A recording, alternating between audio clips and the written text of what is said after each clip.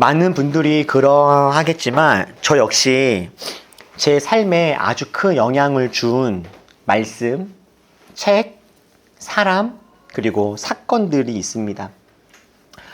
그 중에서 제 인생에 또 제 신앙에 제 삶에 아주 큰 영향을 준 것 하나는 다름 아닌 제가 몇 번 말씀드렸던 그 2014년도의 세월호 참사 사건입니다.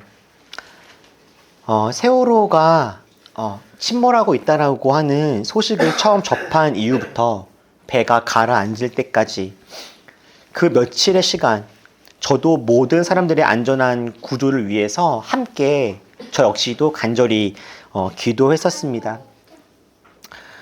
그런데 우리 모두가 다 알고 있다시피 저희들의 그 간절한 기도는 이루어지지 않았습니다.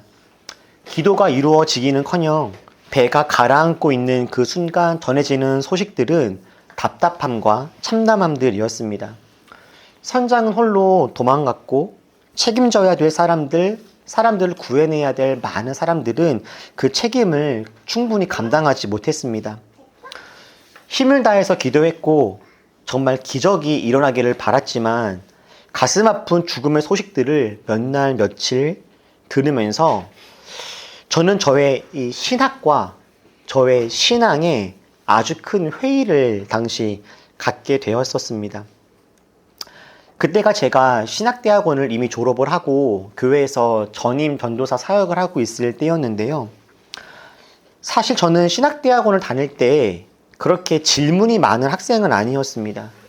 학교에서 배우는 하나님에 대한 여러 가지 내용들이 다 은혜로웠고 하나님이 너무 좋았었습니다. 그런데 저는 이 세월호 참사 앞에서 하나님은 어떤 분이신가라고 하는 깊은 고민에 빠졌고 내가 하는 기도, 우리가 하는 신앙생활은 어떤 의미가 있을까라고 하는 생각들을 하게 되었었어요. 전능하신 하나님, 침몰하는 배, 그 속의 고통과 절규, 가족들의 눈물, 이것들이요 하나로 잘 합쳐지지가 않더라고요. 제가 이런 책들을 사서 모은 게 아마 그쯤이지 않을까라는 생각이 들기도 해요. 그 사건이 저로 하여금 하나님을, 신앙을 다시 한번 진지하게 고민하게 했던 아주 큰 계기가 되었던 거죠. 그때 제가 하나님은 누구신가와 함께 또 한번 진지하게 했던 고민은 도대체 인간이란 무엇인가 라는 것이었습니다. 그때까지 저는 사람이라면 기본적으로 함께 동의하고 합의할 수 있는 상식이라는 것이 있다라고 생각을 하고 있었습니다. 저는 사람이라면 누구나 함께 대화하거나 합의하지 않아도 기본적으로 함께 동의하는 내용들, 우리가 상식이라고 부르는 것들이 있을 거라고 생각을 했었어요. 저는 세월호 참사와 유가족들의 슬픔 앞에서라면 사람이라면 당연히 함께 가슴 아파할 것이라고 저는 그렇게 생각을 했었습니다. 그런데 세월호 참사가 일어나고 몇 달 뒤에 저는 믿을 수 없는 기사 하나를 보게 되었습니다. 2014년 9월 6일 당시 광화문에서는 세월호 유가족들이 세월호 특별법 제정을 위해서 단식 농성을 하고 있는 상황이었습니다. 며칠 동안 밥을 먹지 못하고 굶으면서 세월호 특별법 제정을 요청하고 있었던 상황이었어요. 그런데 그곳에 극우 성향의 사람들 100여 명이 와서 세월호 단식 농성장 맞은편에 집결해서 농성 중인 유가족과 시민들을 비하하고 조롱할 목적으로 단식을 하고 있는 사람들 맞은편에서 치킨, 피자, 라면 등을 먹으면서 폭식 투쟁을 했습니다.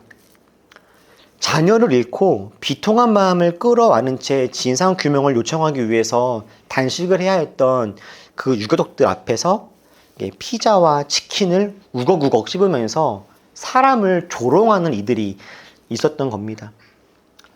어떤 사람들은 바다에서 죽어간 사람들을 비하하고 조롱하는 단어들을 생성하고 유포하기도 했습니다. 정부를 향한 유가족들의 요청에 동의하지 않을 수는 있습니다. 다른 방식으로 문제 해결을 하고자 하는 사람들이 있을 수도 있죠. 세월호 참사에 대한 정치적인 해석과 견해가 다를 수도 있습니다.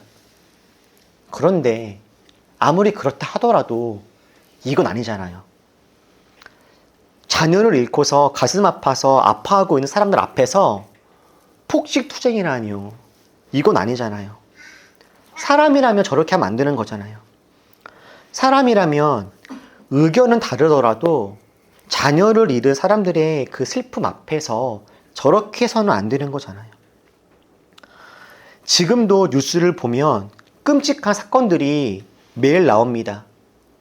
누군가를 괴롭히고 아프게 하면서 그 상황 속에서 오히려 즐거워하고 웃으면서 누군가의 아픔으로 자신의 즐거움을 삼는 사람들의 이야기가 종종 들립니다.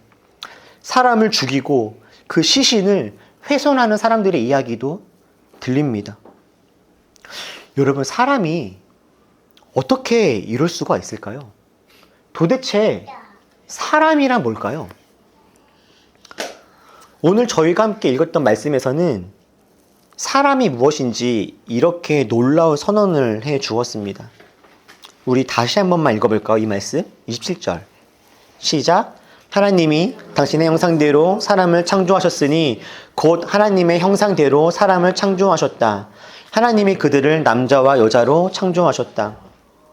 태초 시간도 공간도 없던 그때 하나님은 시간을 만드시고 공간을 만드시며 온 세상을 만들 준비를 하셨습니다. 혼돈과 허무와 그리고 어둠이 가득한 이 무질서한 세상에 하나님은 질서를 세우시고 아름다운 것들을 하나씩 하나씩 채우셨습니다. 해와 달과 별과 산과 바다, 나무와 곤충과 동물들, 이런 것들을 만드셔서 그곳에 놓으십니다. 고대 근동의 많은 사람들은 해와 달과 별이, 불과 나무와 곰과 호랑이가 다 신인 줄 알았습니다. 해를 섬기고 달을 섬기고 별을 섬겼습니다. 그런데 하나님은 너네가 섬기고 따르는 모든 해와 달과 별과 곰과 호랑이 모든 것들은 다 신이 아니라 너네가 따를 만한 것들이 아니라 하나님이 만든 피조물 중에 하나다라고 선언하세요. 그리고 이 세상에 유일한 신은 오직 하나님밖에 없다라고 선포하시죠. 하나님은 마치 이 땅에 태어날 아기를 위해서 필요한 것들을 채우고 준비하는 예비 부모님처럼 사람이 태어나기 전에 이 세상 곳곳을 생명으로 가득히 채우신 다음에 마지막으로 사람을 만드셨다라고 성경은 기록하고 있죠. 그러면서 성경이 기록하는 이 사람의 창조 이야기는 다른 피조물 창조와는 조금 다른 모습이 있었습니다. 다름 아닌 그것이 바로 하나님의 형상대로 사람을 지었다라는 것이었죠. 여러분, 하나님의 형상대로 사람을 지었다라고 할 때 이 하나님의 형상이 어떤 것이겠습니까? 여기에서 말하고 있는 하나님의 형상이란 눈에 보이는 모습을 이야기하는 것은 아닙니다. 다들 이미 아시다시피 하나님은 영이셔서 형체가 없습니다. 다시 다르게 말하면 하나님은 모든 것이 될 수 있습니다. 형체를 가지고 있는 모든 것이 될 수 있으나 한 가지 형태와 한 가지의 모양으로만 갇혀있지 않은 분이신 거죠. 하나님은 정해진 고정적인 하나의 모습에만 갇혀 계신 분이 아니라 영이셔서 모든 것이 되실 수 있는 분이신 거죠. 그래서 오늘 말씀에서 이 하나님의 형상이라고 하는 이 말은요, 라틴어로는 이마고 데이라고 하는데 눈에 보이는 모습을 말하는 것이 아니라 하나님이 갖고 계시는 하나님의 속성들을 이야기하는 거예요. 하나님의 특징. 하나님이 사람을 하나님의 형상대로 지었다라고 했을 때 하나님이 인간처럼 눈, 코, 입, 손과 발이 있어서 이 모양으로 지었다라고 하는 것이 아니라 하나님 안에 있는 하나님의 속성으로 사람을 만들었다라는 거죠. 하나님의 이 속성에는요, 크게 두 가지가 있습니다. 한 가지를 비공유적 속성이라고 하고요. 또 한 가지를 공유적 속성이라고 해요. 비공유적 속성은 말 그대로 누구하고도 공유할 수 없는 하나님만 갖고 있는 특징입니다. 그 누구도 없고 오직 하나님만 가지고 있는 하나님의 특징이요. 어떤 것들이 있을까요?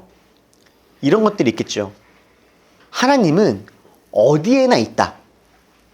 이거를 편재라고 합니다. 편재성. 사람은 여기에 있으면 다른 곳에는 없는 것이 됩니다. 제가 교회에 있다면 저희 집에는 제가 없겠죠. 근데 하나님은 여기에도 계시면서 다른 곳에도 계실 수 있는 분, 어디에나 계시는 분, 편재입니다.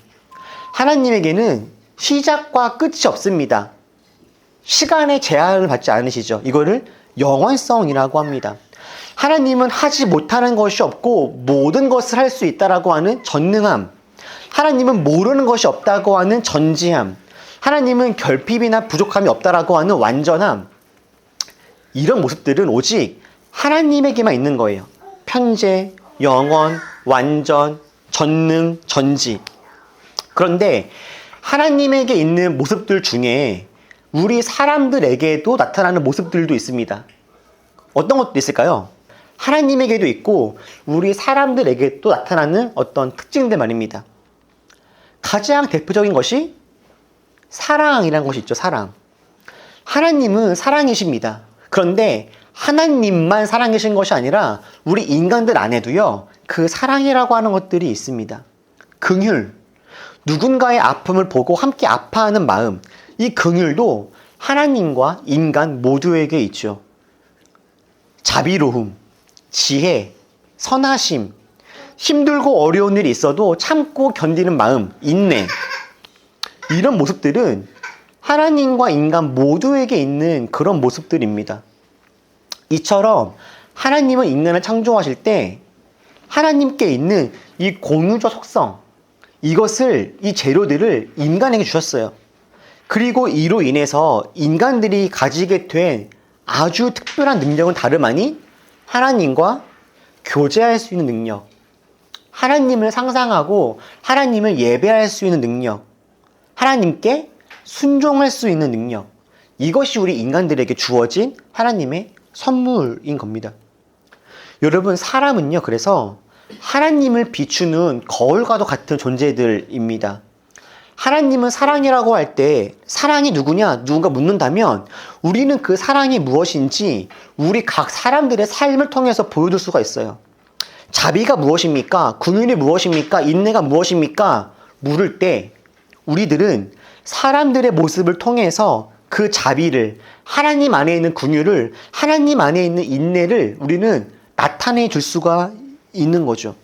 아, 저 사람이 누군가를 위해서 저렇게 참고 견디고 품어주는 걸 보니 저런 걸 사랑이라고 하는구나. 하나님이 우리를 저렇게 사랑하시는구나 라고 우리는 볼 수가 있는 거예요. 이렇게 사람을 통해서 하나님의 성품이 보일 때, 어떤 사람을 보면서 저게 하나님의 사랑이구나 라고 우리가 알게 될 때, 가령 우리가 살면서 부모님의 사랑을 받으면서 부모님의 사랑은 너무 크다, 이것들을 경험하지 않습니까? 그러면서 하나님도 이렇게 우리를 사랑하시는구나 깨닫잖아요. 이렇게 누군가를 통해서 하나님의 성품을 볼 때 우리는 이것을 하나님의 영광을 보았다라고 이야기하고, 내가 그런 사람이 될 때 하나님께 영광을 돌린다라고 이야기를 할 수 있는 겁니다. 사람은요, 하나님을 비추는 거울 같은 존재들입니다. 제가 하은이를 보면 하은이는 하나님의 거울이라서 제가 하은이를 보면서 아, 하나님의 사랑이 이렇구나, 하나님의 인내가 이렇구나, 하나님의 겸손이 이렇구나 라고 제가 보게 되는 거죠. 이게 바로 하나님께 영광을 돌리는 것들이에요. 연기대상 1등 하거나 대학교를 좋은 데를 가야 영광 돌리는 것이 아니라 우리 안에서 하나님의 성품이 드러날 때 우리는 하나님께 영광을 돌렸다라고 이야기할 수 있는 거죠. 우리가 하나님의 형상이라고 하는 이 말을 바울은 이렇게 말하기도 했습니다. 우리는 하나님의 작품이라고요. 우리들은 하나님이 만드신 주님의 작품입니다. 여러분, 사람은 기계가 아닙니다. 도구가 아니에요. 작품입니다. 작품과 기계의 차이가 뭐가 있겠습니까? 기계는 기능으로 존재합니다. 쓸모가 있어야죠. 하지만 작품은 존재만으로도 충분합니다. 다빈치의 그림, 피카소의 그림, 그 그림들은요, 우리가 일상생활을 할 때 뭐 쓸모가 있진 않을 겁니다. 하지만 그 작품들은 작품 자체의 가치가 있죠. 그냥 어딘가 걸려있는 것만으로도 그 작품은 본인 존재의 가치를 충분하게 행하는 것 아니겠습니까? 이 그림을 땔감으로 쓰기에도 대단치 않지만 작품은 작품이기에 존재만으로도 충분한 거예요. 걸려있는 것만으로도 그 가치는 넘치는 거죠. 작품은 그래서 작품인 것이겠죠. 우리는 사람을 기능과 쓸모로 보는 세상에 너무 오랫동안 가스라이팅을 당해왔어요. 공부를 잘하고 돈 잘 벌고 쓸모가 있으면 좋은 사람이고 그렇지 않으면 별 볼 일 없는 사람인 것처럼 배우고 들어왔습니다. 물론 경쟁이 치열하고 험난한 세상 속에서 잘 살아가게 하기 위한 방법으로 불안을 부추기고 열심히 노력하게 한 것도 있겠지만 이 결과 너무나 많은 사람들이 자신과 이웃을 기능과 쓸모로 바라보죠. 제가 몇 년 전에 부목사로 사역할 때 그때 섬기는 교회에서는 주민센터랑 연계해서 그 동네의 취약계층 분들에게 한 달에 한 번씩 반찬을 만들어서 배달을 하는 사역들을 했었습니다. 권사님, 집사님들께서 주방에서 반찬을 만들어서 박스에다가 이게 반찬을 담아 놓으시면 저희 교육자들과 우리 교회 직원분들께서 그 박스를 가지고서 나가서 아파트 그 정해진 곳마다 다니면서 반찬들을 나눠드리고 오는 거예요. 이 사역을 수년 동안 하다 보니 이제 얼굴이 낯익게 되어지는 할머니, 할아버지 분들이 이제 계십니다. 그런데 제가 다녔던 그 아파트 한 동에 가면 허리도 다 피지 못하시는 할머니 한 분은요, 제가 반찬을 들고 그곳에 가면은 항상 제가 반찬을 가져 드릴 때마다 꼭 이런 말씀을 하셨어요. 아이고, 내가 빨리 죽어야 되는데. 그러면서 반찬을 받아서 들어가시는 분이 계셨습니다. 저는 처음에는 그 할머니가 미안해서 또는 고맙다는 이야기를 저런 식으로 하시나 보다 생각을 했었습니다. 그런데 어느 날 이렇게 문득 제가요, 할머니의 그 말이 이해가 되는 거예요. 내가 빨리 죽어야 되는데 라고 하는 그 말이 어쩌면 진짜일 수도 있겠다라는 생각이 들었습니다. 공감이 되었어요. 나 같아도 저런 마음이 들 수 있겠다 싶은 순간이 있었습니다. 나 스스로 할 수 있는 것이 아무것도 없고 도움만 받고 살아가야 하는 자신의 그 모습이 싫고 안타까웠던 거죠. 이렇게 살아서 뭐하나, 이게 사는 건가 하는 마음이 드셨던 겁니다. 제가 한두 번 말씀드린 적이 있지만 1997년도 이 IMF 당시에 대기업, 중소기업이 부도를 많이 했고 대규모 이제 실직이 일어났던 그런 시기에 직장을 잃은 가장들이 아주 많았었습니다. 직장을 잃었지만 어떤 분들은 아침이면 양복을 입고 집을 나섰습니다. 하루 종일 길거리를 다니다가 저녁이 되면 다시 집에 돌아갔습니다. 가족들에게 나 직장에서 해고당했다라고 하는 말을 차마 하지 못한 거죠. 어떤 사람들은 직장을 잃은 뒤에 집에 아예 돌아가지 못한 분들도 많았다고 합니다. 그 당시 서울역에는 노숙자들이 많아졌고 안타깝게도 이 당시에 스스로 목숨을 끊은 사람들도 아주 많아서 이것이 사회적인 문제가 되기도 했었죠. 여러분, 이 당시에 왜 이런 일이 벌어진 겁니까? 이 세상이 사람을 기능으로 분류했기 때문입니다. 한국 사회는 가파른 경제 성장과 함께 사람으로서 우리가 함께 감당해야 될 많은 문제들을 가정에다가 일임하곤 했었죠. 가정에다가 각각 역할들을 부여해 주는 겁니다. 남편은 돈을 버는 역할, 아내는 집안과 자녀들을 돌보는 역할, 자녀들은 좋은 대학에 가는 역할, 각각의 역할들을 부여합니다. 이 기능을 잘 수행하면 좋은 사람이고 이 기능을 잘 수행하지 못하면 사람 취급받지 못하는 거예요. 이 기능을 잘 수행하면 우쭐대고 잘 수행하지 못하면 삶을 포기합니다. 돈을 벌어오지 못하는 남편, 가정을 돌보지 못하는 아내, 공부를 잘하지 못하는 학생들은 삶을 어떻게 살아가야 하는지 갈피를 못 잡았던 시간들이 있었던 거죠. 그런데 성경은 오늘 우리에게 말해줍니다. 사람은 쓸모나 기능이 아니라 하나님의 작품이다라고요. 무엇을 잘해서가 아니라 그냥 존재만으로도 귀한 사람 존재들이다라고 말입니다. 여러분, 우리 이도를 보십시오. 이도가 할 수 있는 게 뭐가 있습니까? 이도가 돈을 벌어옵니까? 공부를 할 줄 압니까? 구구단을 외울 수 있습니까? 우리 이도가 할 수 있는 거라고는 개코 원숭이 흉내내는 거인데, 이도가 개코 원숭이 흉내만 내도 많은 사람들이 이도를 너무나 이뻐하고, 심지어 흉내를 못 낸다 할지라도 그냥 이도가 있는 것만으로도 이것이 우리에게 얼마나 큰 사랑이고 얼마나 아름다운 존재입니까? 근데 여러분, 놀랍게도 하나님은 이도만 이쁘다고 하지 않으시고 우리 모두를 다 이도처럼 귀하게 보신다라는 거죠. 그런데 여기에서 한 가지 고민이 드는 거예요. 인간은 하나님의 형상으로 지어졌고 하나님의 작품이기에 존재만으로도 귀한 존재들인데, 과연 우리에게, 이 세상의 사람들에게 정말 하나님의 형상이 있는가 말입니다. 성경에는요, 하나님이 인간을 창조하실 때 모습이 2번 기록되어 있습니다. 한 번이 오늘 우리가 읽었던 창세기 1장이고 또 한 번이 창세기 2장에 창조의 모습을 한 번 더 묘사하는 장면이 나와요. 창세기 1장이 큰 관점에서의 기록이라면 창세기 2장은 조금 더 자세한 렌즈로 바라보고 있는 모습과 같습니다. 그런데 창세기 2장에서 인간 창조의 모습을 돌아보면 내용이 의미심장합니다. 창세기 2장 7절은 이렇게 이야기하죠. 주 하나님이 땅의 흙으로 사람을 지으시고 그 코에 생명의 기운을 불어 넣으시니 사람이 생명체가 되었다. 창세기 2장을 보니까요, 하나님이 사람을 지으실 때 2번의 단계를 거치십니다. 첫 번째, 하나님이 흙으로 사람을 지었습니다. 여기에서 흙으로 사람을 지었다라고 하는 말은 진짜 하나님이 손이 막 나와가지고 흙으로 사람을 이렇게 만들었다라고 하는 의미가 아니라, 사람은 육체성이 있는 존재다라고 하는 거예요.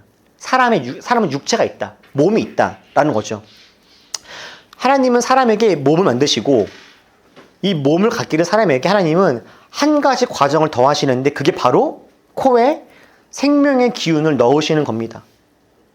그리고 성경은 중요한 이야기를 더 해주죠.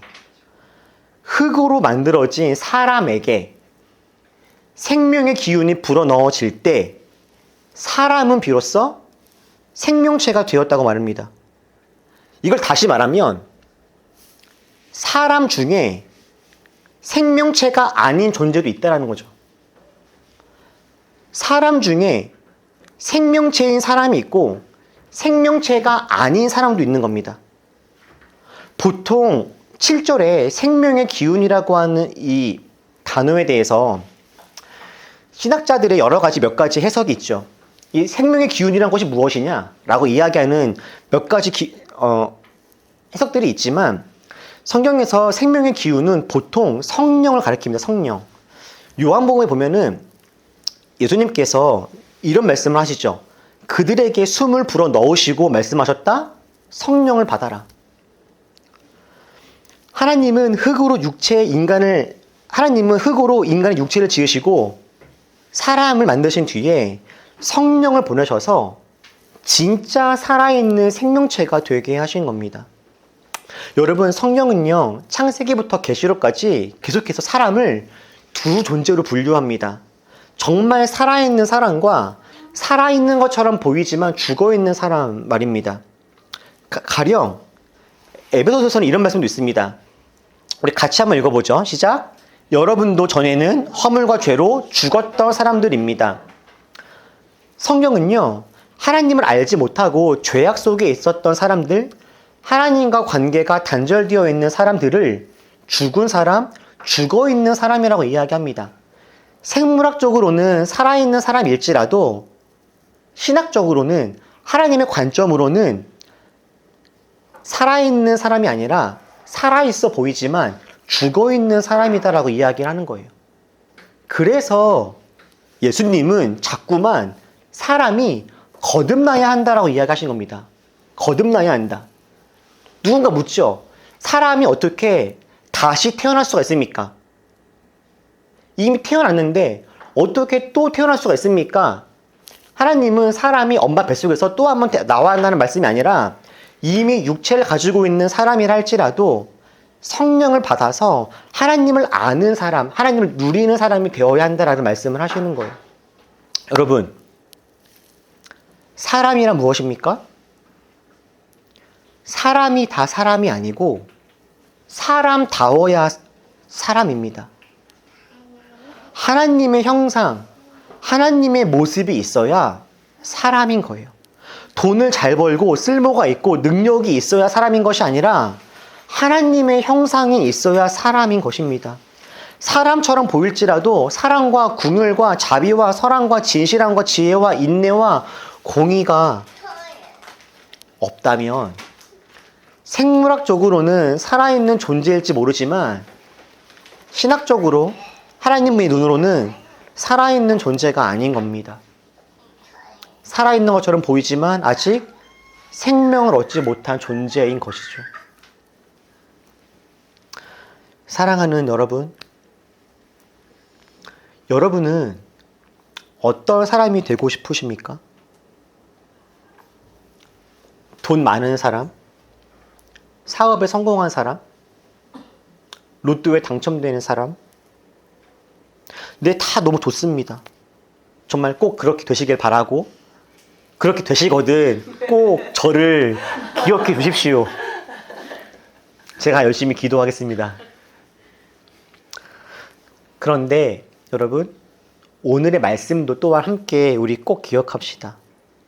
설령 우리가 돈 많은 사람, 사업에 성공한 사람, 로또에 당첨된 사람이 되지는 못할지라도 하나님의 형상을 닮은 참된 사람이 되자라고 말입니다.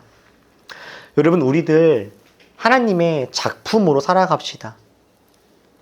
하나님의 형상을 많이 드러내어서 하나님의 영광을 드러내는 그런 사람들이 됩시다. 우리들의 삶에 사랑이, 긍휼이, 자비와 선함이, 온유와 인내가 풍성한 하나님의 거울과 같은 사람들 되었으면 좋겠습니다. 하나님의 형상을 드러내는 것, 이것이 사람이고 이것이 살아있는 인간입니다. 제가 반찬 봉사할 때 만났던 그 할머니, 내가 빨리 죽어야지 했던 할머님께 저는 이런 말씀을 이제는 드리고 싶어요. 할머니, 그런 말씀 하지 마세요. 할머니가 살아 계신 것만으로 할머니는 할머니의 일을 다 하고 계신 겁니다. 라고요. 비록 할머니께서 건강이 좋지 않아서 많은 일들을 할 수 없을지라도 이웃과 세상을 위해 하나님께 기도하면서 하나님과 교제하시고 만나는 사람들에게 따뜻한 미소를, 힘들고 어려운 중에도 인내를 참고 견디시는 그 모습, 그 자체가 너무 존귀한 하나님의 작품이고 그것으로 충분하다라고 말이죠. 보통 목사가 되려고 하는 사람들에게 종종 하는 이야기들이 있습니다. 목사가 되기 전에 그리스도인이 되어라. 그리스도인이 되기 전에 사람이 되어라 라고요. 우리가 무엇이 되기 전에 정말 중요한 건 하나님의 형상이 있는 사람이 되는 겁니다. 이 시대에 여전히 하나님의 형상을 드러내는 사람들이 있습니다. 그런데 안타깝게도 사람의 형상을 하고 있지만 괴물 같은 존재들도 사실 너무나 많지 않습니까? 사랑하는 성도 여러분, 우리 사람답게 살아갑시다. 사람답게 살아가는 그 길이 힘들지라도 우리 함께 손잡고 끝까지 사람으로 삽시다. 기도하겠습니다.